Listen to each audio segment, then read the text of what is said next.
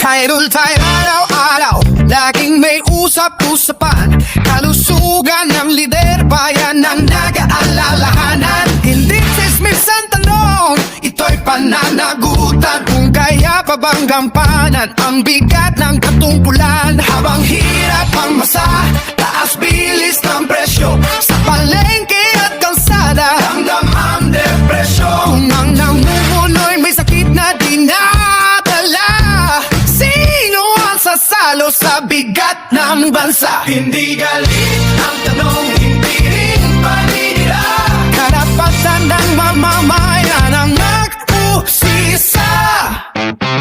Kung itinakaya, dapat ang bumitaw. Kung ang bayan ang talo, sino ang mananagot?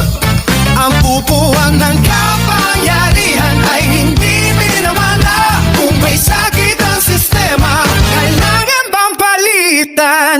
Hindi katawanan ang usapan dito, kundi direksyon na bansa. Kinabukasan ng Pilipino, kung ang desisyon ay matagal, tulog ang bunga. Habang ang mahirap, lalo na lumulubog sa dusa. Hindi sapat ang ngiti, hindi sapat ang apelyido. Ang kailangan ng bayan ay malinaw na liderato.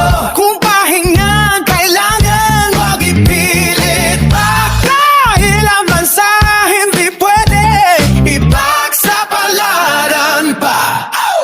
Hindi ito kudeta, hindi rin pang-alipusta. Ito'y sigaw ng taong bayan para sa hustisya. Kung hindi na kaya, dapat bang bumitaw? Kung ang bayan matalo, sino ang mananagot? Ang upuan ng kapangyarihan ay hindi minamana. Kung may sakit ang sistema, kailangan bang palitan? Mas mahalaga ang bayan kaysa sa iisang pangalan. Mas mahalaga ang bukas kaysa sa nakaraan. Kung ang lider may hangganan, tanggapin sana. Dahil ang tunay na lakas ay marunong magpahinga.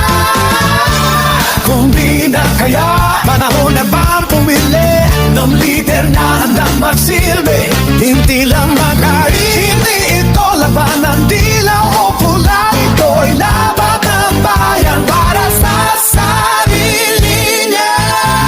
Ito'y tanong na masa, hindi nang iila. Sa dulo ng dapat, layan ang husga ko. Panahon na,